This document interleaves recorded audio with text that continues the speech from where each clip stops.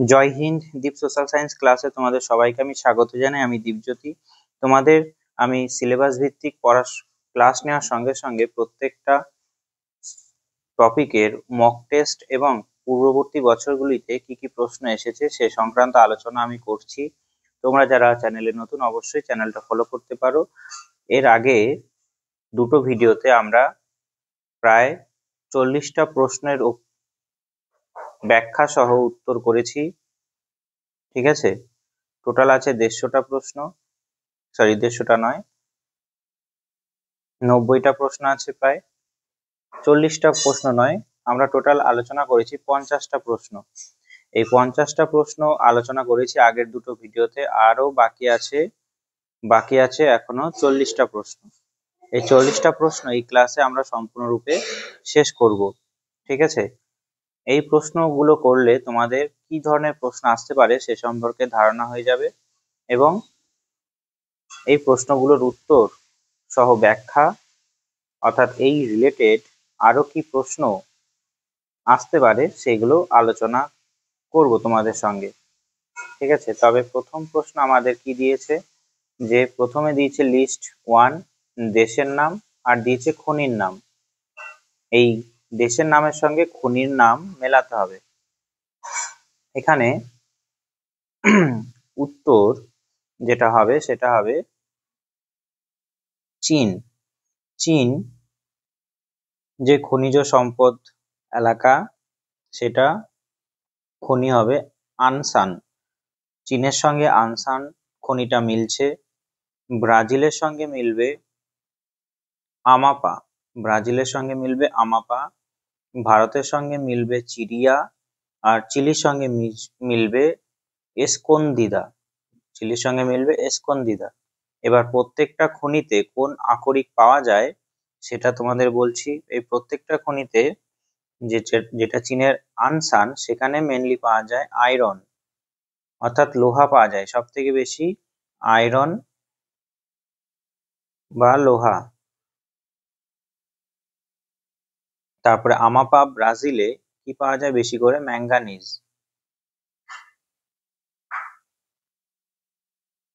Manganese বেশি করে পাওয়া যায়। চিরিয়াতে কি পাওয়া যায়, চিরিয়া ভারতের ঝাড়খণ্ডে আছে। ঝাড়খণ্ডে আছে, স্পেশালি পাওয়া যায় আয়রন, লোহা পাওয়া যায়। আর এসকন্দিদা চিলিতে পাওয়া যায় কি, কপার, অর্থাৎ তামা পাওয়া যায়, তামা। ঠিক আছে, এখানে উত্তর কোনটা হবে, অপশন বি। ঠিক আছে, এরপরের প্রশ্ন দিয়েছে 52 এপ্রেটের মত অনুসারে কোন শিল্পের অবস্থান নিম্নলিখিত কোন দৃষ্টিভঙ্গির সাথে সম্পর্কিত। এটা হবে, উত্তর হবে আচরণগত দৃষ্টিভঙ্গির সঙ্গে সম্পর্কিত। ঠিক আছে, এখানে যেটা লিস্ট কস্ট অ্যাপ্রোচ বা সর্বনিম্ন উৎপাদন ব্যয় দৃষ্টিভঙ্গি, এটা কে দিয়েছেন, মনে রাখবে আলফ্রেড ওয়েবার। আলফ্রেড ওয়েবার দিয়েছেন 1909 খ্রিস্টাব্দে।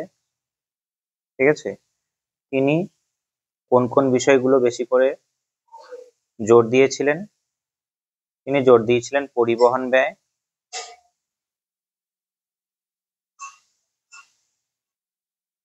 তারপরে কাঁচামাল থেকে কারখানায় আনার জন্য ব্যয়, অর্থাৎ পরিবহন ব্যয় কত জিনিসের উপর নির্ভরশীল, যে কাঁচামাল থেকে কারখানায় আনার জন্য যে পরিবহন ব্যয় হচ্ছে, উৎপাদিত পণ্য বাজারে বিক্রির জন্য যে ব্যয় হচ্ছে নিয়ে যাওয়ার জন্য, শ্রম ব্যয় অর্থাৎ মজুরি ব্যয়। ঠিক আছে, বা কোনো একটা বিশেষ জায়গায় একীকরণ বা বিকেন্দ্রীকরণের জন্য ব্যয়। তা যেখানে সব থেকে বেশি ন্যূনতম ব্যয় হবে সেখানে কারখানা গড়ে উঠবে, ন্যূনতম পরিবহন ব্যয় হবে সেখানে কারখানা গড়ে উঠবে। ওয়েবার এটা সব থেকে বেশি যুক্তি দিয়ে দেখিয়েছিলেন। ঠিক আছে, আর ইকোনমিক অ্যাপ্রোচ যেটা, সেটা কোন বিষয়কে বোঝায়, যে ব্যয়, আয় এবং লাভ এই জিনিসগুলো সব থেকে বেশি করে বোঝায়। ব্যয় কতটা হচ্ছে, মানে খরচ কতটা হচ্ছে, আয় কতটা হচ্ছে, আর লাভ কেমন হচ্ছে, এই বিষয়টাকে বেশি করে ফলো করে ইকোনমিক অ্যাপ্রোচে। ঠিক আছে, আর প্রফিট ম্যাক্সিমাইজেশন থিওরি যেটা দিয়েছেন তার নাম হলো লাভ সর্বাধিকরণ তত্ত্ব বা সর্বাধিক মুনাফা দৃষ্টিভঙ্গি। এটা দিয়েছেন অগাস্ট লোসের। অগাস্ট লোস বা লস দিয়েছেন অগাস্ট লোস 1954 খ্রিস্টাব্দে। তিনি কি বলেছেন যে যেখানে সব থেকে লাভ বেশি হবে কোন একটা শিল্পে, সেখানেই কারখানা গড়ে উঠবে। আর প্রেড যে তত্ত্ব দিয়েছেন সেটা কি, অ্যালান প্রেড, সেটা হলো আচরণগত দৃষ্টিভঙ্গির সঙ্গে সম্পর্কিত। সেখানে কি বলা হয়, মানুষের সিদ্ধান্ত, মানুষের ধারণা, তথ্যের সহজলভ্যতা, শেখার প্রক্রিয়া প্রভৃতি সন্তুষ্টমূলক জিনিসগুলো কোন একটা শিল্পের স্থানীকরণের নির্ধারণে জোর দেয়। ঠিক আছে,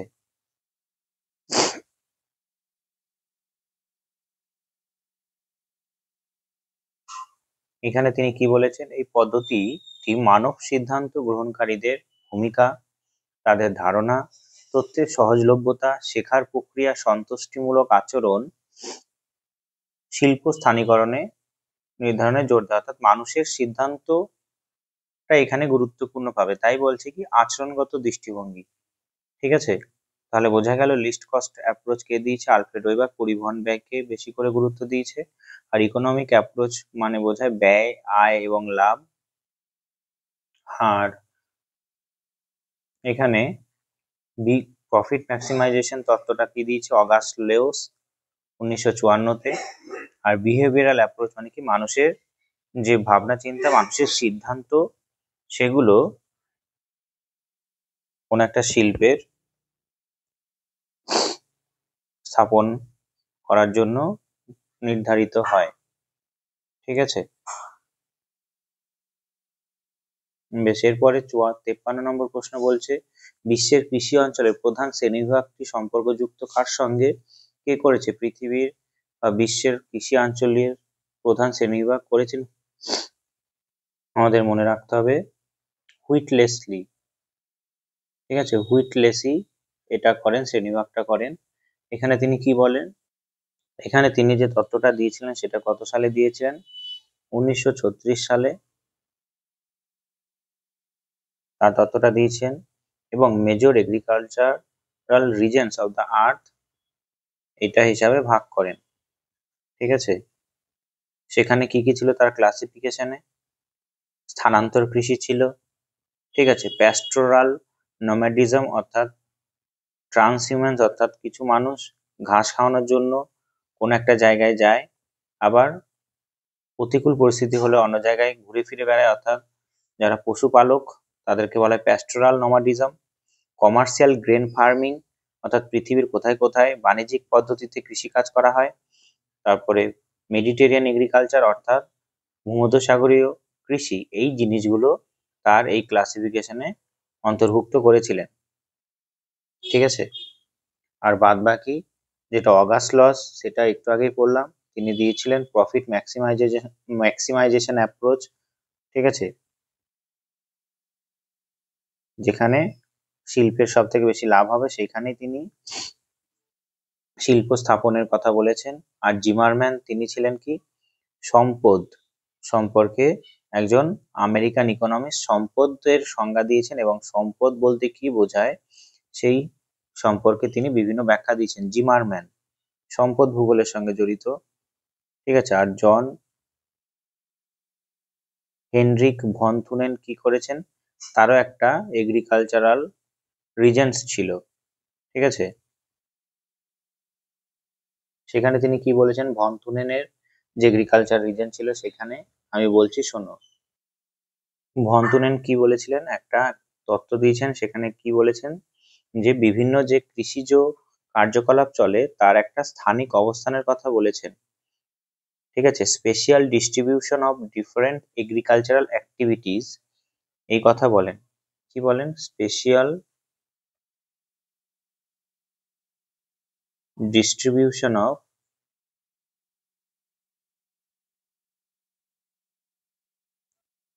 different agricultural activities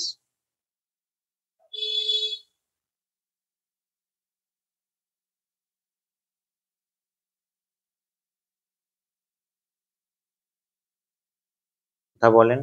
আর তিনি এটা বলেন যে এটা একটা ইন্টারপ্লে হবে কার সঙ্গে? ল্যান্ড রেন্টের সঙ্গে।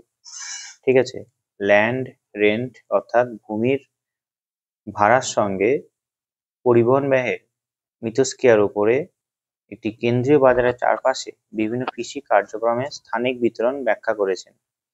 এখানে তিনি কি বলেন? আর একটু বড় করি,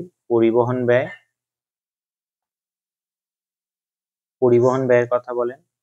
পরিবহন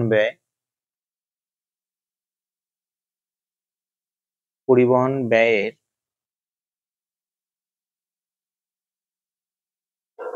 জমির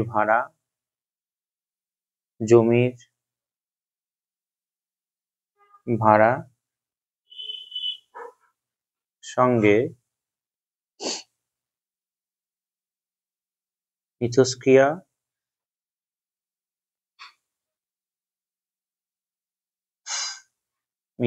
হবে। ঠিক আছে, জমির ভাড়ার সঙ্গে মিথস্ক্রিয়া এবং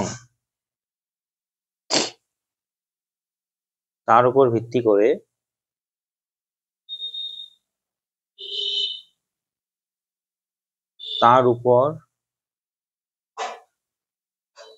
করে একটি বাজারের চারপাশে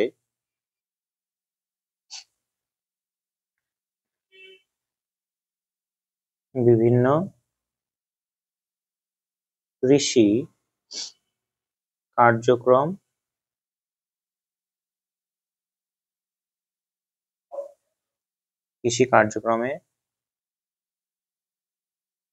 স্থানিক বিতরণ কথা বলেছেন। অর্থাৎ পরিবহন ব্যয় জমির ভাড়ার সঙ্গে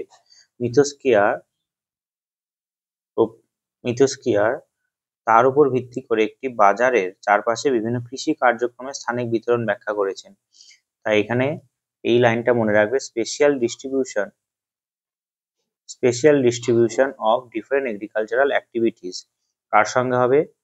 পরিবহন ব্যয়, যেটাকে ইংরেজিতে বলা ইকোনমিক রেন্ট। ঠিক আছে, জমির ভাড়া ইকোনমিক রেন্ট, আর পরিবহন ব্যয় হলো ট্রান্সপোর্টেশন কস্ট। জমির ভাড়া ইকোনমিক রেন্টের একটা ইন্টারপ্লের সঙ্গে কি গড়ে উঠবে? কৃষি কার্যক্রমে স্থানিক বিতরণ গড়ে উঠবে। ঠিক আছে, আমি পড়াবো যখন তারপরে বুঝতে পারবে, কারণ এখানে একটা প্রশ্ন মধ্যে এলো তাই কিছুটা বললাম। জিমারম্যান সম্পদের সঙ্গে জড়িত, আর আগাস্টাস প্রফিট ম্যাক্সিমাইজেশন তত্ত্বের সঙ্গে জড়িত। আর ভন তুনন কি করেছিলেন? একটা কৃষি কার্যক্রমের কথা ব্যাখ্যা করেছেন একটা রিং অনুযায়ী। সেই রিং গুলো আমি পরে কোনো ভিডিও যখন করব, তত্ত্ব ব্যাখ্যা করবো, তখন বলবো। এখানে 54 ডেমোগ্রাফিক ডিভিডেন্ড বলতে কি বোঝায়? ডেমোগ্রাফিক ডিভিডেন্ড বলতে বোঝায় ডেমোগ্রাফি একটা জনসংখ্যা ভূগোলের সঙ্গে জড়িত। সেখানে কি বলা হয়? সেখানে বলা হবে ডেমোগ্রাফিক ডিভিডেন্ড বলতে বোঝায়, উত্তর হবে বি, অর্থনৈতিক বৃদ্ধির সম্ভাবনা যা জনসংখ্যার বয়স কাঠামোর পরিবর্তনের ফলে হতে পারে। অর্থাৎ অর্থনৈতিক দিক থেকে উন্নত হবে ভবিষ্যতে, কারণ এখন অনেক ইয়ং পপুলেশন আছে বলে। তাই ভারতও একটা ডেমোগ্রাফিক ডিভিডেন্ড পাচ্ছে, কারণ ভারতে অনেক ইয়ং পপুলেশন আছে, সেই কারণে এটাকে বলা হয় ডেমোগ্রাফিক ডিভিডেন্ড। ঠিক আছে, আর ডেমোগ্রাফিক শব্দটা কার সঙ্গে জড়িত? পপুলেশন, অর্থাৎ জনসংখ্যা ভূগোলের সঙ্গে জড়িত। অর্থাৎ পপুলেশন নিয়ে স্টাডি করাটাকেই বলা হয় কি? ডেমোগ্রাফি। পপুলেশন নিয়ে স্টাডি করাটাকেই বলা হয় ডেমোগ্রাফি। 55 নিম্নলিখিত বছরগুলির মধ্যে কোন বছরে ভারতের জাতীয় খাদ্য নিরাপত্তা মিশন শুরু হয়েছিল? উত্তর হবে 2007 সালে। 56 ভারতীয় রাজ্যগুলির নিম্নলিখিত গোষ্ঠীগুলির মধ্যে কোনটি 2011 সালের আদমশুমারি অনুসারে জনসংখ্যার ঘনত্বের সঠিক ঊর্ধ্বক্রমে সজ্জিত? এখানে হবে মহারাষ্ট্র জনঘনত্ব বেশি, তারপর আছে হরিয়ানায়, তারপর আছে তামিলনাড়ুতে, তারপর আছে পাঞ্জাবে। ঠিক আছে, সব থেকে বলেছে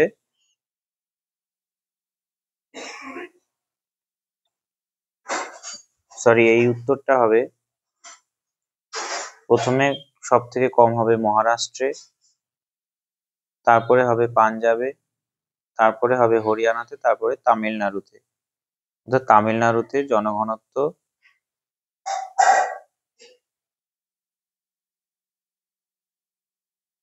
দেখো মহারাষ্ট্রতে সব থেকে কম, এইখানে যে অপশন গুলো দিয়েছে মহারাষ্ট্রতে সব থেকে কম।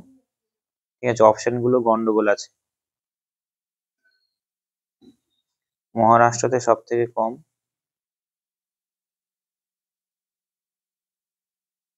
365 জন পার স্কোয়ার কিলোমিটারে। তামিলনাড়ুতে আছে 2 নম্বর 555, তামিলনাড়ু নয়, পাঞ্জাব, এটা 2 নম্বর। পাঞ্জাবে আছে 551 জন পার বর্গ কিমিতে। তারপর আছে 3 নম্বরে তামিলনাড়ু। ঠিক আছে, তারপর 4 নম্বরে হবে হরিয়ানা। অর্থাৎ এইখানে সবার কম মহারাষ্ট্র, তারপরে হবে পাঞ্জাব, তারপরে হরিয়ানা নয়, তামিলনাড়ু, তারপরে হবে হরিয়ানা। অর্থাৎ হরিয়ানায় সব থেকে বেশি। এখানে অপশন একটাও মিলছে না। ঠিক আছে, তাই প্রথমে গন্ডগোল হচ্ছিল। এটা সিকোয়েন্স হবে মহারাষ্ট্র সবার কম, তারপরে পাঞ্জাবে, তারপরে তামিলনাড়ুতে, তারপরে হরিয়ানায়। কারণ এটা অ্যাসেন্ডিং অর্ডার দিয়েছে, কম থেকে বেশি সাজাতে হবে। ঠিক আছে, এটা হবে উত্তর, এটা করে নাও। এরকম রাজ্যগুলো মেলাতে দেবে যে কোথায় জনঘনত্ব বেশি আছে, বা শিক্ষার হারের দিক থেকেও দিতে পারে। ঠিক আছে, বেশ, এর পরের প্রশ্ন আমরা যাই যে বর্তমানে নিচের কোন দেশে অভিবাসীদের সংখ্যা বেশি? অভিবাসী মানে কি বোঝায়? যে জনসংখ্যা সেই দেশে বেশি যাচ্ছে, যেটাকে বলা হয় ইমিগ্রেশন। ইমিগ্রেশন কেন হয়? কোনো মানুষকে যদি বেশিরভাগ কোনো বিষয় সম্পর্কে আরো আকর্ষণ করে, ইমিগ্রেশন হয় কি জন্য? ইমিগ্রেশন হয় পুল ফ্যাক্টরের জন্য। পুল অর্থাৎ টান, পুল ফ্যাক্টরের জন্য ইমিগ্রেশন হয়। আর এমিগ্রেশন হয় কোনো দেশ ছেড়ে মানুষ চলে যায় কোন কারণের জন্য? পুশ ফ্যাক্টর, অর্থাৎ তার চাহিদা অনুযায়ী কোনো কিছু পূরণ না হলে মানুষ তখন তার যে ডেস্টিনেশন, এমিগ্রেশন কোথায় হয়? ডেস্টিনেশন, যেখান থেকে, ডেস্টিনেশন নয়, অরিজিন, যেখানে সে আগে ছিল, অরিজিন থেকে। আর ইমিগ্রেশন হয় কোথা থেকে? ইমিগ্রেশন হয় ডেস্টিনেশনে।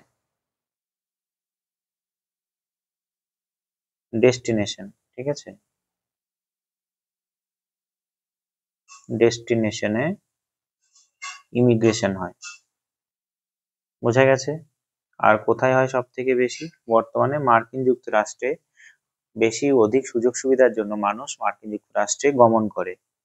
58 লোয়েস মৃত্তিকা হলো একটি কি ধরনের মৃত্তিকা? লোয়েস মৃত্তিকা কি করে তৈরি হয়? বায়ুর ক্ষয়কার্যের ফলে বেয়ে যাওয়া বালিগুলো কোন একটা জায়গায় সঞ্চয় হয়, কোন একটা জায়গার বালুরাশি উড়ে গিয়ে অন্য জায়গায় সঞ্চয় হয় আর্দ্র অঞ্চলের সংস্পর্শে আসার জন্য। এটা মরুভূমি, এই মরুভূমি থেকে বালি উড়ে গেছে এই জায়গায়, এই জায়গা কি? এটা শুষ্ক অঞ্চল, আর যেখানে উড়ে এলো সেটা আর্দ্র অঞ্চল। আর্দ্র অঞ্চল মানে বালি আর বাতাসে ভেসে থাকতে পারবে না, এরকম কোন একটা জায়গায় কি হবে? জমা হবে। এইখানে যে ভূমিভাগ তৈরি করলো যে ভূমিভাগ তৈরি করলো এখানে বালি জমে, ঠিক আছে। এটা বিভিন্ন ধরনের থাকতে পারে, কোয়ার্জ, হলুদ কালারের থাকতে পারে, ঠিক আছে, বিভিন্ন কালারের জিনিস থাকতে পারে লোয়েস। আর এটা কি ধরনের মৃত্তিকা? এটা যেহেতু অন্য জায়গা থেকে কি হলো, উড়ে এসে অন্য জায়গায় জমা হলো, তাই এটা কি হবে? অনাঞ্চলিক মৃত্তিকা হবে। উত্তর হবে অনাঞ্চলিক মৃত্তিকা। কোনো আঞ্চলিক প্রভাব এখানে থাকে না, তাই এটার উত্তর হবে কি? অনাঞ্চলিক মৃত্তিকা। ঠিক আছে, তাহলে লোয়েস কি হবে? অনাঞ্চলিক মৃত্তিকা। যে অনাঞ্চলিক মৃত্তিকা কাকে বলে? যেখানে স্থানীয়ভাবে কোনো জলবায়ু এবং কোনো কিছুর বৈশিষ্ট্য এই মাটির সঙ্গে মেলে না, ঠিক আছে, জলবায়ুর প্রভাব থাকে না, জলবায়ু স্থানীয় প্রভাব থাকে না, সুন্দর শব্দ হবে, স্থানীয় প্রভাব থাকে না, মৃত্তিকা সৃষ্টিতে স্থানীয় প্রভাব থাকে না, অর্থাৎ স্থানীয় অঞ্চলে যে জলবায়ু, যে উদ্ভিদ আছে তার প্রভাব থাকে না, সেটাকে বলা হয় কি? অনাঞ্চলিক মৃত্তিকা। আঞ্চলিক মৃত্তিকা কি? স্থানীয় জলবায়ু, উষ্ণতা প্রভাব থাকে, ঠিক আছে। আর আন্তঃআঞ্চলিক মানে কি?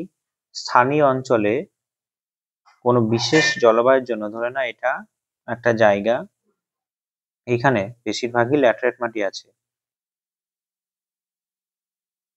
ল্যাটেরাইট মাটি আছে। এবার ল্যাটেরাইট মাটি কি জন্য তৈরি হয়েছে? প্রচুর বৃষ্টি হয় বলে এখানে ল্যাটেরাইট মাটি তৈরি হয়েছে। তাহলে বৃষ্টির জন্য ল্যাটেরাইট মাটি তৈরি হলো এখানে, তাই এটা কি? একটা আঞ্চলিক মাটি। ল্যাটেরাইট মাটি কি? একটা আঞ্চলিক মাটি।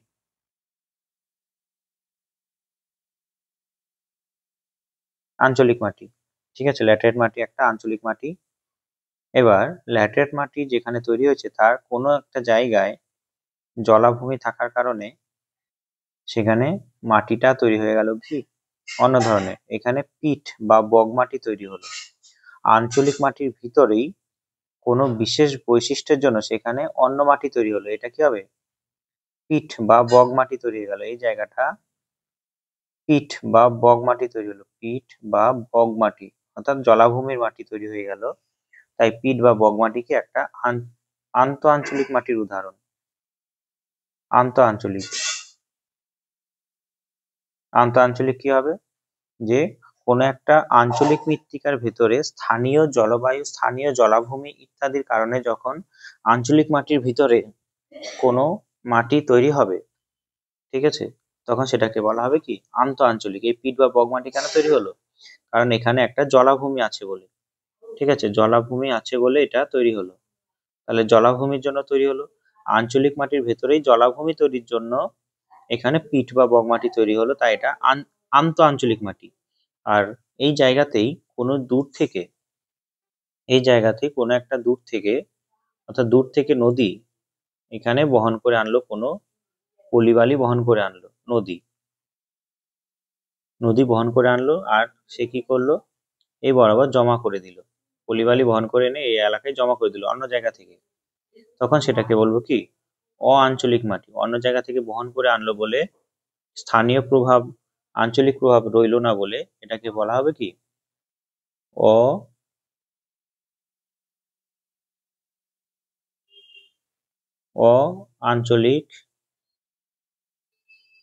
অআঞ্চলিক মাটি।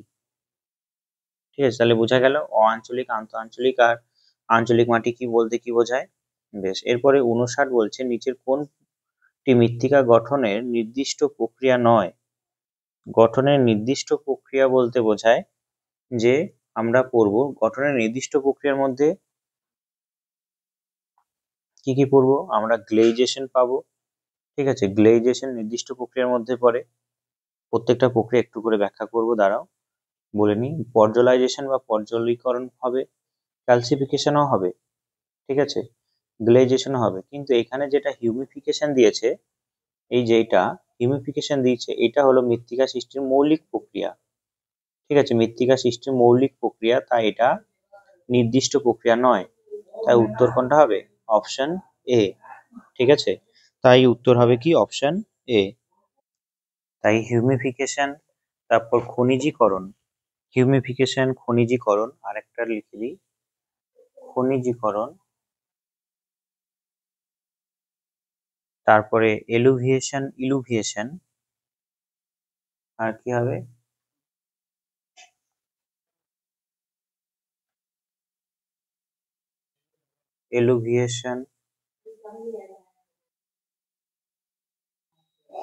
ইলুভিয়েশন, এগুলো সবকটাই কি মৃত্তিকা সৃষ্টির মৌলিক প্রক্রিয়া। মৃত্তিকা সৃষ্টির কি মৌলিক প্রক্রিয়া। খনিজীকরণ বলতে কি বোঝায়? গাছের পাতা, বিভিন্ন উদ্ভিদের ডালপালার মধ্যে যে খনিজ উপাদানগুলো থাকে, মৃত্তিকা যখন হিউমাস তৈরি হয়, পুনরায় সেই ডালপালায় যে খনিজ উপাদানগুলো ছিল সেগুলো আবার মাটিতে মিশে যায়। অর্থাৎ উদ্ভিদ প্রাণীর দেহাবশেষের ভেতরে যে খনিজ উপাদানগুলো ছিল সেগুলো পুনরায় আবার মাটিতে মিশে যাওয়াকে বলা হয় কি খনিজীকরণ। অর্থাৎ একটা সময় গাছ মাটি থেকেই খনিজ উপাদান নিয়েছিল, আবার পচনের দ্বারা তাদের ডালপালা, পাতা এবং দেহাবশেষ পচনের দ্বারা আবার সেই খনিজ উপাদান মাটিতেই ফিরে গেল, তখন সেটাকে বলা হয় কি খনিজীকরণ। ইলুভিয়েশন বলতে কি বোঝায়? মৃত্তিকার এ স্তরের খনিজ উপাদান চুইয়ে চুইয়ে বিস্তরে জমা হওয়াটাকে বলা হয় কি এলুভিয়েশন। অর্থাৎ এটা এ স্তর, এই এ স্তরের খনিজ উপাদানগুলো চুইয়ে চুইয়ে যখন বিস্তরে জমা হবে, অর্থাৎ বিস্তরে যে যাচ্ছে, তখন সেটাকে বলা হয় এলুভিয়েশন। আর বিস্তরে গিয়ে যখন সঞ্চয় হচ্ছে, তখন সেটাকে বলা হয় ইলুভিয়েশন। বিস্তরে সঞ্চয় হচ্ছে, বিস্তরে সঞ্চয় হচ্ছে, সেটাকে বলা হয় ইলুভিয়েশন। আর স্তর থেকে স্থানান্তর হচ্ছে খনিজ, সেটাকে বলা হয় এলুভিয়েশন।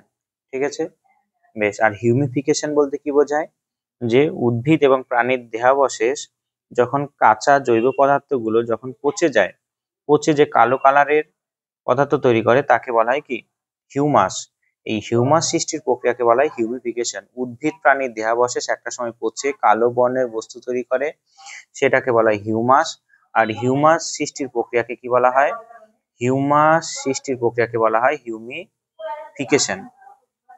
ঠিক আছে, এরপরে আমরা নির্দিষ্ট প্রক্রিয়াগুলো বলি। এখানে গ্লেইজেশন, পর্জলাইজেশন এবং পর্জলীকরণ, ক্যালসিফিকেশন আরো আছে। মৃত্তিকা সৃষ্টির যে নির্দিষ্ট প্রক্রিয়া তার মধ্যে আছে ল্যাটেরাইজেশন, আর একটা কি ল্যাটেরাইজেশন। ল্যাটেরাইজেশন ল্যাটেরাইজেশন ল্যাটেরাইজেশন ল্যাটেরাইজেশন বলতে কি বোঝায়? যে যেখানে প্রচন্ড বৃষ্টিপাত হবে সেখানে এই প্রক্রিয়া কার্যকর হবে। ল্যাটেরাইজেশন, ঠিক আছে। এইখানে কোথায় হবে? প্রচুর বৃষ্টি যেখানে হবে সেখানে ল্যাটেরাইজেশন হবে, প্রচুর বৃষ্টি। ঠিক আছে, আর এখানে কি মাটি তৈরি হবে? ল্যাটেরাইট মাটি তৈরি হবে। ল্যাটেরাইট মাটি তৈরি হবে। আর ল্যাটেরাইট মাটিতে মনে রাখবে ডিউরি ক্রাস্ট তৈরি হয়। ডিউরি ক্রাস্ট মানে কি শক্ত কঠিন আস্তরণ, মৌচাকের মতো। ডিউরি ক্রাস্ট কেমন? মৌচাকের মতো শক্ত কঠিন আস্তরণ তৈরি হয় ল্যাটেরাইট মৃত্তিকায় এই ল্যাটেরাইজেশন প্রসেসে। ঠিক আছে, তারপর গ্লেইজেশন কোথায় হয়? গ্লেইজেশন আমি মুখে বলছি, শুনে নাও। গ্লেইজেশন হয় জলমগ্ন অঞ্চলে গ্লেইজেশন প্রক্রিয়া কার্যকর হয়। এখানে গ্লেই মাটি তৈরি হয়। এখানে কি মাটি তৈরি হয়? গ্লেই মাটি। এই গ্লেই মাটি গ্লেইজেশন প্রক্রিয়া তৈরি হয় জলমগ্ন নিম্নভূমিতে, এটা কার্যকর হয়। ঠিক আছে, ক্যালসিফিকেশন কোথায় হয়? ক্যালসিফিকেশন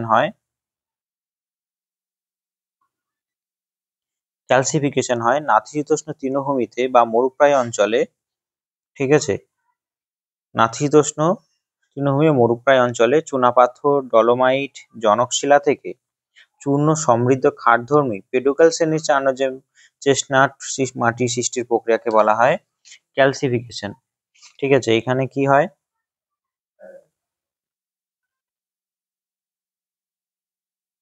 এখানে বেশি করে জল বাষ্পীভূত হয়ে যায় এবং বাষ্পীভূত হয়ে গিয়ে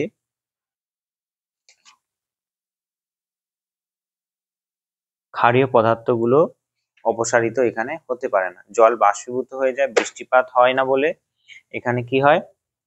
যে ক্ষারীয় উপাদানগুলো স্থানান্তরিত হতে পারে না সেখানেই পড়ে থাকে, এটাই হলো ক্যালসিফিকেশন।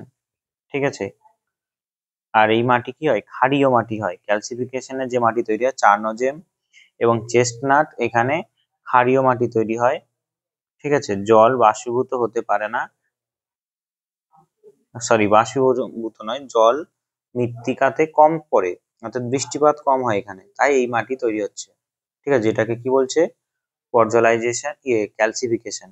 কি মাটি তৈরি হয় মনে রাখবে, চারনোজেম আর চেস্টনাট, চারনোজেম আর চেস্টনাট মাটি তৈরি হয় এই পদ্ধতিতে। আর পর্জল মাটি তৈরি হওয়ার প্রক্রিয়াকে বলা হয় কি, পর্জলাইজেশন। এই মাটিতে কি হবে, চারনোজেম, চেস্টনাট, আর পর্জলাইজেশন যেটা হচ্ছে সেটা কোথায় তৈরি হবে, সেটা হবে শীতল আর্দ্র নাতিশীতোষ্ণ জলবায়ুতে। আর এখানে যে কাঁচা জৈব পদার্থ স্তর তৈরি করবে তাকে বলা হবে ডাফ, ডাফ। আর এটা কি মাটি তৈরি হবে, পর্জল মাটি তৈরি হবে। এই ডাফ এবং মাল কি আমি আলোচনা করেছি আমার শর্ট ভিডিওতে গিয়ে দেখে নিতে পারো। ঠিক আছে, পর্জল মাটি সৃষ্টির প্রক্রিয়াকে বলা হয় পর্জলাইজেশন। এখানে কাঁচা জৈব পদার্থের স্তর তৈরি হয় ডাফ। ঠিক আছে, আর গ্লেজেশনে কি তৈরি হবে, গ্লেজেশনে পিট, অর্থাৎ যেখানে জলাভূমি সেখানে গ্লেই মাটি তৈরি করবে, গ্লেই মাটি, গ্লেই। ঠিক আছে, ল্যাটেরাইট মাটিতে, হ্যাঁ আর একটা কথা, পর্জলাইজেশন আবার আর একটা হার্ড প্যান তৈরি হয়। পর্জলাইজেশন প্রক্রিয়াতে হার্ড প্যান তৈরি হয়। এখানে সেস্কুই অক্সাইড বিস্তরে সঞ্চিত হয়ে একটা অদ্রবণীয় স্তর তৈরি করে। সেস্কুই অক্সাইড বিস্তরে জমে শক্ত কঠিন আস্তরণ তৈরি করে, সেটাকে বলে হার্ড প্যান। আর ল্যাটেরাইজেশনে কি তৈরি হয়, ডিউরিক্রাস্ট, ডিউরিক্রাস্টও শক্ত কঠিন স্তর। এখানে কি হয়, যে সেস্কুই অক্সাইড জমাট হয়ে লাল ও ইটের মতো শক্ত মৌচাকের মতো ছিদ্রযুক্ত তৈরি করে, মৌচাকের মতো ছিদ্রযুক্ত তৈরি করে শক্ত কঠিন আস্তরণ। ল্যাটেরাইজেশন প্রক্রিয়া তৈরি হয়, সেটাকে বলে কি, ডিউরিক্রাস্ট। ঠিক আছে, অনেক কিছু বললাম, মনে রাখবে ডিউরিক্রাস্ট মনে রাখবে, বিশেষ করে হার্ড প্যান মনে রাখবে, ডাফ মনে রাখবে, কোন মাটি তৈরি হচ্ছে, কোথায় হয় সেটা মনে রাখবে। ক্যালসিফিকেশন কোথায় হবে, ক্যালসিফিকেশন নাতিশীতোষ্ণ তৃণভূমিতে বা মরুপ্রায় অঞ্চলে হবে। আর গ্লেজেশন জলাভূমিতে হবে।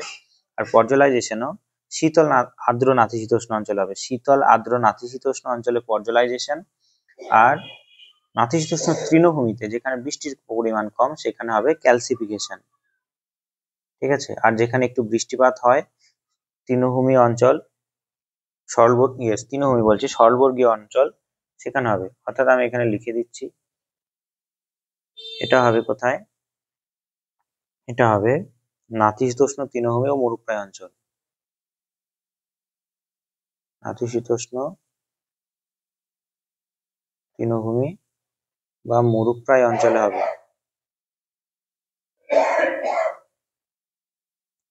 আর পর্জলাইজেশন কোথায় হবে, পর্জলাইজেশন হবে শীতল আর্দ্র নাতিশীতোষ্ণতে, শীতল আর্দ্র নাতিশীতোষ্ণতে পর্জলাইজেশন হবে, এখানে হার্ড প্যান তৈরি হবে। ঠিক আছে, দেখো এরপরে আছে 60 নম্বরের প্রশ্ন, যেখানে বলছে জীববৈচিত্র্যের কোন বিভাগে একটি জীবের প্রাচুর্য দেখতে পাওয়া যায়, একটি জীবেরই প্রাচুর্য দেখা যায় কোথায়, একটি জীবের প্রাচুর্য দেখা যায় কোথায়, সেটা উত্তর হবে কোনটা। এখানে এই প্রশ্নটা, বাংলা প্রশ্নটা থেকে তোমরা ইংরেজি প্রশ্নটা লক্ষ্য করো, in which category of biodiversity abundance and variety of individual organism is found, অর্থাৎ কোন একটা অঞ্চলে বিভিন্ন জীব প্রজাতি বসবাস করছে। ঠিক আছে, বিভিন্ন জীব প্রজাতি বসবাস করছে, বিভিন্ন প্রজাতির জীব, বিভিন্ন জীব প্রজাতি বসবাস করছে, তাই এটা কি হবে, প্রজাতিগত বৈচিত্র্য হবে। কিন্তু বাংলাটা দেখে তোমাদের কনফিউশন হবে, একটি জীবের প্রাচুর্য দেখতে পাওয়া যায়, অর্থাৎ একটা জীব, জীবের ধরন একটাই, ধরে নাও কোন একটা জায়গায় আম গাছ আছে। ঠিক আছে, সেই আম গাছটার মতোই আরো বিভিন্ন ধরনের আম গাছ যদি সেখানে থাকে, ঠিক আছে, প্রজাতি একটাই আম গাছ কিন্তু বিভিন্ন ধরনের আমের গাছ আছে, যেমন হিমসাগর হতে পারে, চ্যাটার্জি হতে পারে, ল্যাংড়া হতে পারে, তারপর ফজলি আম হতে পারে। এই যে বিষয়টা, এটা হলো একটা জীবের মধ্যে জিনের পার্থক্যের জন্য তৈরি হলো। ঠিক আছে, একটা জীবের মধ্যে জিনের প্রাচুর্যের জন্য তৈরি হলো, তাই সেটা হয়ে যাবে কি জিনগত বৈচিত্র্য। জিনের প্রাচুর্যের জন্য যদি হয় তখন সেটা জিনগত বৈচিত্র্য। তাই এই যে সংজ্ঞাটা টোটালি ক্লিয়ারলি ঠিকঠাক বলতে পারছে না যে কোনটা বোঝাচ্ছে। সংজ্ঞা অনুযায়ী মনে হতে পারে যে জিনগত বৈচিত্র্য, কিন্তু ইংরেজিটা পড়লে বুঝতে পারবে এটা হবে কি প্রজাতিগত বৈচিত্র্য। উত্তরটা হবে প্রজাতিগত বৈচিত্র্য। ঠিক আছে, বোঝা গেছে? অর্থাৎ কোন একটা জায়গায় যদি আম গাছ, বেল গাছ, জাম গাছ, অনেক ধরনের গাছ থাকে তখন সেটা হবে প্রজাতিগত বৈচিত্র্য।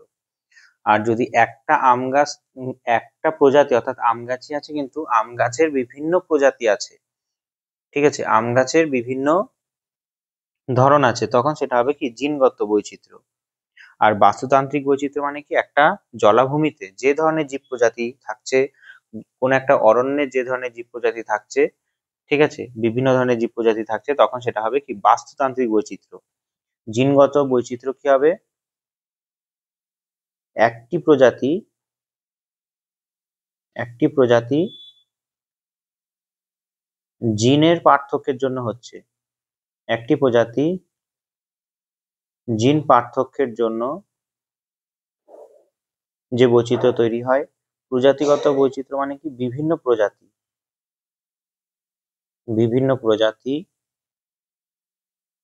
একটি অঞ্চলে যদি হয় সেটা হবে কি প্রজাতিগত। আর বাস্তুতান্ত্রিক মানে কি কোন একটা নির্দিষ্ট বাস্তুতন্ত্র, যেমন অরণ্যতে, তারপর জলাভূমিতে যে ধরনের জীব প্রজাতি বসবাস করছে, যে বিভিন্ন ধরনের জীব প্রজাতি বসবাস করছে, তখন সেটাকে কি বলা হয় বাস্তুতান্ত্রিক বৈচিত্র্য। আর এখানে গামা বৈচিত্র্য বলতে কি বোঝায়? একটা নির্দিষ্ট ভৌগোলিক অঞ্চলে যে জীব বৈচিত্র্য পাওয়া যায়, ঠিক আছে, একটা নির্দিষ্ট ভৌগোলিক অঞ্চলে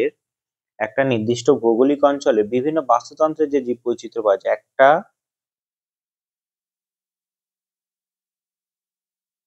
ভৌগোলিক অঞ্চলে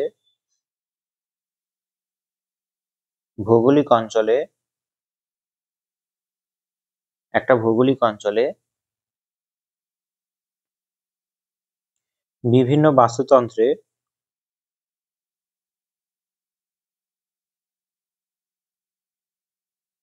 যে বৈচিত্র্য তৈরি হচ্ছে সেটাকে বলা হয় গামা।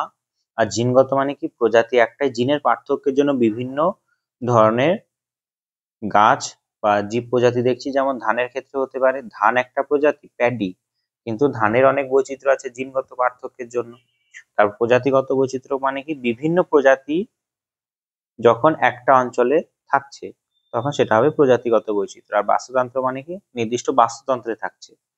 ঠিক আছে, বেশ। এরপরে আর জীব বৈচিত্র্য মানে বলতে বোঝায় যে কোনো একটা পার্টিকুলার অঞ্চলে যে বিভিন্ন ধরনের জীবগোষ্ঠী বসবাস করছে, এটাকে বলা হয় কি জীব বৈচিত্র্য। 61 নম্বর প্রশ্ন কি বলছে?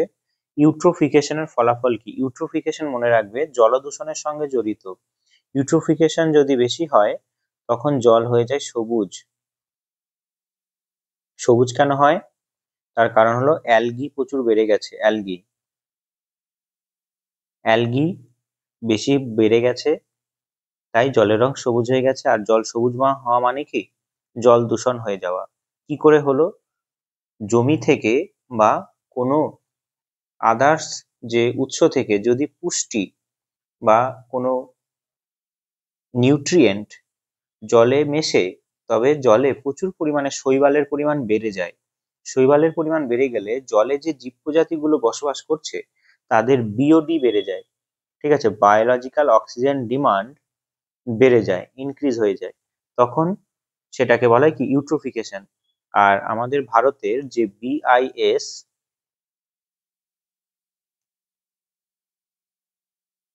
ঠিক আছে, আর WHO বলেছেন বিওডি যখন শূন্য হবে তখন জলটা দূষিত নয়, বিশুদ্ধ। আর বিওডি যখন 1 হবে বা শূন্যর থেকে বেশি হতে থাকবে তখনই সেটা কি হবে দূষিত জল। তাই এখানে ইউট্রোফিকেশন একটা জল দূষণের একটা ফলাফল। ঠিক আছে, ইউট্রোফিকেশন হলো জলদূষণের কারণ, তাই উত্তর হবে কি অভ্যন্তরীণ জলভাগ আর নদীর দূষণ। বেশ, 61 হলো 62, ঝুম চাষ কোন বায়োমের চারিত্রিক বৈশিষ্ট্য? এখানে ঝুম চাষ হবে, এখানে ঝুম চাষ বলতে কি বোঝায়? ঝুম চাষ হলো একটা উপজাতি সম্প্রদায়ের মানুষ, বিশেষ করে তারা কি করে, পাহাড়ে জঙ্গল কেটে সাফ করে পরিষ্কার করে, ঠিক আছে, স্ল্যাশ অ্যান্ড বার্ন, ঠিক আছে, পুরোপুরি স্ল্যাশ অ্যান্ড বার্ন অর্থাৎ জঙ্গল কেটে পুড়িয়ে সাফ করে যে চাষ করে সেটাকে বলে ঝুম চাষ। এটাকে স্থানান্তর কৃষিও বলা হয়। এখানে তারা শুধুমাত্র খাদ্যশস্য চাষ করে, ঠিক আছে, এখানে তারা শুধুমাত্র খাদ্যশস্য ধান চাষ করে, ধান চাষ করে। এখানে শস্যাবর্তন তারা করে না। জমি 3 বছর চাষ করার পর অনুর্বর হয়ে গেলে তারা সেই জমি ছেড়ে অন্য জায়গায় চলে যায়, ঠিক আছে, জমি ছেড়ে অন্য জায়গায় চলে যায়, এটাকে বলা হয় ঝুম চাষ। ঠিক আছে, এটা কোথায় হয়? এটা বলা হবে যে মৌসুমী পর্ণমোচী অরণ্যের বায়োম বলা যেতে পারে, যেহেতু ভারতে হয় কিছু কিছু জায়গায়, ঠিক আছে, পর্ণমোচী অরণ্য বায়োম এর সঙ্গে জড়িত। ঠিক আছে, 63, মেঘ অরণ্য বায়োম কোন প্রধানের বায়োমের অন্তর্গত? মেঘ অরণ্য মানে বলতে চাইছে যে ক্লাউড ফরেস্ট, যেখানে প্রচুর বৃষ্টি হয়, সেই বৃষ্টিপাত যুক্ত অঞ্চল কোনটা হবে? উপক্রান্তীয় চিরহরিত অরণ্য বায়োম হলো মেঘ বৃষ্টি অরণ্য বায়োম। ঠিক আছে, 64, সহনশীল ধারাবাহিক উন্নয়নের উপাদান হিসাবে সহনশীল ধারাবাহিক উন্নয়নের উপাদান হিসাবে কোন সমন্বয়টি সঠিক? এখানে সহনশীল বা ধারাবাহিক উন্নয়ন বলতে বোঝায় সাস্টেনেবল ডেভেলপমেন্ট। এই শব্দটা প্রথম ব্যবহার করেছিল এভা বেলফোর। মনে রাখবে, এই শব্দটা প্রথম ব্যবহার করেছিল এভা বেলফোর।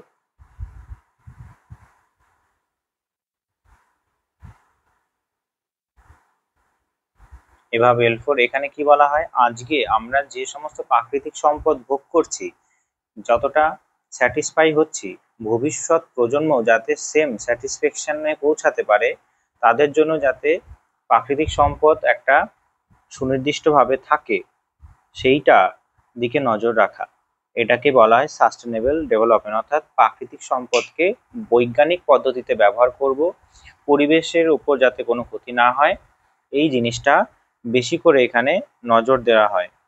ঠিক আছে, এইটাই হলো সাস্টেনেবল ডেভেলপমেন্ট। আমাদের সাস্টেনেবল ডেভেলপমেন্ট সম্পর্কে, ঠিক আছে, 17টা গোল নেওয়া হয়েছিল। এই 17টা গোল আমি আগের যে প্রশ্নপত্রগুলো আলোচনা করেছি সেখানে বলেছি, সেখানে গিয়ে দেখতে পারো। ঠিক আছে, প্রথম গোলে সব থেকে গুরুত্বপূর্ণ কথা বলেছে নো পভার্টি, অর্থাৎ 2015 সালে এই গোলটা নেওয়া হয়েছিল, আর 2030 সালে পূরণ করার কথা বলেছিল। ঠিক আছে, 1 নম্বর গোল বলছে নো পভার্টি, 2 নম্বরে ছিল জিরো হাঙ্গার, অর্থাৎ কেউ ক্ষুধার্ত যাতে না থাকে। ঠিক আছে, এরকম গোলগুলো আমি আলোচনা করেছি, আগের প্রশ্ন আলোচনা করেছি সেখানে। 65, 2011 সালের আদমশুমারি ভিত্তিতে ভারতে কোন রাজ্যের সর্বনিম্ন লিঙ্গ অনুপাত বর্তমান? অর্থাৎ নারী পুরুষের অনুপাত ভারতে 1000 জন পুরুষে 2011 সালে 940 জন নারী ছিল। ঠিক আছে, এই যে 940 জন নারী যে ছিল, সেটা সব থেকে কম ছিল, অর্থাৎ নারীর সংখ্যা সব থেকে কম ছিল কোথায়? হরিয়ানাতে সব থেকে নারীর সংখ্যা কম ছিল, আর সব থেকে বেশি ছিল কোথায়? 1000 জন পুরুষে মেল পপুলেশনে।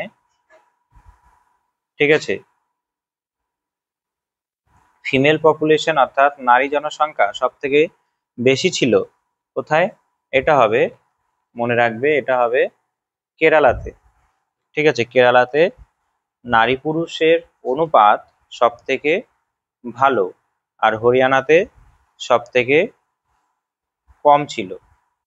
বেশ, এরপরের প্রশ্ন দিয়েছে জনসংখ্যা রূপান্তরের মডেল অনুসারে কোন রূপান্তরের পঞ্চম ধাপে অবস্থান করছে? অর্থাৎ জনসংখ্যা বিবর্তন যে তত্ত্বটা, সেটা দিয়েছে, আমি এর আগেও আলোচনা করেছি, ওয়ারেন থমসন, তিনি এই তত্ত্বটা দিয়েছেন। আর এই তত্ত্বতে তিনি কি কি বলেছেন? যে যত সমাজ উন্নত হয়, শিল্পায়ন হয়, তত দেশের যে জনসংখ্যার যে দুটো বিষয় আছে, যে জনসংখ্যা দুটো বিষয় কি কি, যে জন্মহার এবং মৃত্যুহার, সেটা পরিবর্তন হয়।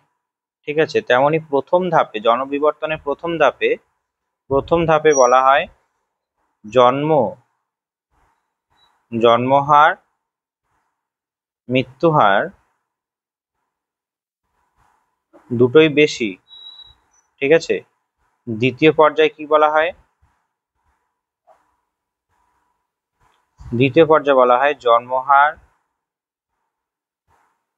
একই থাকবে, বেশি থাকবে, মৃত্যুহার কমবে, কারণ চিকিৎসা ব্যবস্থা কিছুটা উন্নত হয়েছে, তাই মৃত্যুহার কিছুটা কমবে, মৃত্যু হারটা কিছুটা ডাউন হতে স্টার্ট করবে। আর তৃতীয় পর্যায়ে কি বলা হয়? তৃতীয় পর্যায়ে জন্মহার মৃত্যুহার কি হয়ে যায়? নিয়ন্ত্রিত হয়ে যায়। মানুষ বুঝতে পারে যে জনসংখ্যা বাড়ছে এবং জনসংখ্যা বাড়ার জন্য বিভিন্ন সমস্যা দেখা দিচ্ছে, বেকারত্ব, খাদ্য সংকট, এগুলো দেখা দিচ্ছে। সেই কারণে মানুষ শিক্ষিত হয়েছে, তাই জন্মহার এবং মৃত্যুহার দুটোই কি নিয়ন্ত্রিত। আর চতুর্থ পর্যায়ে কি হবে? চতুর্থ পর্যায়ে জন্মহার আর মৃত্যুহার দুটোই কমবে। আর পঞ্চম পর্যায়ে কি হবে? পঞ্চম পর্যায়ে জন্মহারও কি হয়ে যাবে? জন্মহার একেবারে কমে যাবে আর মৃত্যুহার বেশি হয়ে যাবে। অর্থাৎ জাপান এই পর্যায়ে আছে, অর্থাৎ পঞ্চম পর্যায়ে আছে জাপান। ঠিক আছে, বেশ, এটা হলো জনবিবর্তনের তত্ত্ব। আমি যখন জনসংখ্যা ভূগোল পড়াবো তখন বলবো। ভারতের PLFS অনুযায়ী মহিলাদের কর্মে অংশগ্রহণের সর্বনিম্ন কোন রাজ্য? এই PLFS শব্দটার সম্পূর্ণ নাম হলো পিরিয়ডিক পাবলিক লেবার ফোর্স, এটা হলো সম্পূর্ণ নাম। ঠিক আছে, এখানে সব থেকে কম মানুষ কাজের সঙ্গে যুক্ত থাকে মহিলাদের মধ্যে নাগাল্যান্ডে। ঠিক আছে, নাগাল্যান্ডে সব থেকে কম থাকে। 68 খাদ্য নিরাপত্তার ক্ষেত্রে 1996 সালে বিশ্ব খাদ্য শীর্ষক সম্মেলন অনুসারে সঠিক মাত্রা কোনটা হবে? এইখানে 68 বলছে খাদ্য নিরাপত্তার ক্ষেত্রে 1996 সালে বিশ্ব ওয়ার্ল্ড ফুড সামিট 1996 সালে কি কি সঠিক মাত্রা এসেছিল, এখানে কোনটা ঠিক হবে? এই ওয়ার্ল্ড ফুড সামিট দিয়ে মনে রাখবে, এর যে হেডকোয়ার্টার্স আছে, এর হেডকোয়ার্টার্স কোথায় আছে? FAO। ঠিক আছে, world food summit held at FAO headquarters, food and agriculture অর্গানাইজেশনের হেডকোয়ার্টার্স রোম, ইটালির রোমে আছে। ঠিক আছে, এখানে উত্তর হবে অপশন A, যে শারীরিক প্রাপ্যতা, অর্থনৈতিক ও শারীরিক অ্যাক্সেস, খাদ্যের ব্যবহার, পূর্বোক্ত মাত্রা ত্রয়ের স্থিতিশীলতা। ঠিক আছে, এই কটা হবে সঠিক ক্রম। 69 ভারতে কোন অঞ্চলে ল্যাটেরাইট ও ল্যাটেরাইটিক মৃত্তিকার অস্তিত্ব নেই? ল্যাটেরাইট মৃত্তিকা সেখানে হবে যেখানে বেশি বৃষ্টি হবে। ঠিক আছে, আর বৃষ্টির সঙ্গে সঙ্গে সমস্ত ধুয়ে নিচের দিকে লিচিং হয়ে যাবে। বোঝা গেছে কোথায় হয় বা কোথায় আছে বেশি? আর এর pH 7-এর কম থাকবে। ঠিক আছে, উত্তর হবে হিমালয় পার্বত্য অঞ্চল। হিমালয় পার্বত্য অঞ্চলে পর্জল মাটি আছে। হিমালয় পার্বত্য অঞ্চলে পর্জল মাটি আছে। পশ্চিমঘাট, পূর্বঘাট, রাজমহল পাহাড়ে এই ল্যাটেরাইট মাটি দেখা যায়। পশ্চিমঘাট পর্বতের পশ্চিম ঢালে এই ল্যাটেরাইট মাটি সব থেকে বেশি দেখা যায়। ঠিক আছে, এরপরে 70 উপকূল রেখার মোট দৈর্ঘ্য অনুযায়ী ভারতের নিম্নলিখিত রাজ্যগুলির কোনটি অধক্রম অনুযায়ী সঠিকভাবে সজ্জিত? সঠিকভাবে সজ্জিত অধক্রম অনুযায়ী অর্থাৎ সব থেকে বেশি উপকূল রেখার দৈর্ঘ্য কোন রাজ্যে আছে আর সব থেকে কম আছে কোন রাজ্যে, এটা অর্থাৎ বড় থেকে ছোট সাজাতে হবে, তাই এখানে বলেছে ডিসেন্ডিং অর্ডার। দেখো এখানে 64-র উত্তরটা আমি বলা হয়নি, এই 64-র উত্তরটা কোনটা হবে, এটা অর্থনৈতিক উন্নতি প্রথমে, বাস্তুতান্ত্রিক, তারপরে মানবীয় হবে। ঠিক আছে, অর্থনৈতিক, বাস্তুতান্ত্রিক, তারপরে মানবীয়। ঠিক আছে, এটা হলো এই সমন্বয়টা ঠিক। অর্থনৈতিক উন্নতি, বাস্তুতান্ত্রিক দিক থেকে উন্নতি করতে হবে, মানব দিক থেকে উন্নতি করতে হবে। এইখানে আমাদের এই উত্তরটা কি হবে, এখানে এই উত্তরটা হবে উপকূল রেখার দৈর্ঘ্য অনুযায়ী সব থেকে যদি সাজাতে বলে, প্রথম হবে গুজরাট। গুজরাটে সব থেকে বেশি প্রথম, তারপর 2 আছে তামিলনাড়ু, তারপর 4 আছে মহারাষ্ট্র, তারপর আছে 5 কেরালা, 6 আছে উড়িষ্যা। এই গুজরাটে কত কিলোমিটার আছে আমি লিখে দিচ্ছি, গুজরাটে হবে 1600, আর তামিলনাড়ুতে আছে 906 থেকে 906, মোটামুটি 906 থেকে 1076, আর লিখছি না। 720 মহারাষ্ট্র, 590 কেরালা, আর উড়িষ্যাতে 485 কিমি। এটা হলো ভারতের যে রাজ্যগুলো আছে তার উপকূল রেখার দৈর্ঘ্য। ঠিক আছে, তবে দেখতে পেলে 20টা প্রশ্ন হলো, আমরা 20টা প্রশ্ন করলাম উত্তর সহ। এর পরের ক্লাসে আমরা বাকি 20টা প্রশ্ন আলোচনা করব।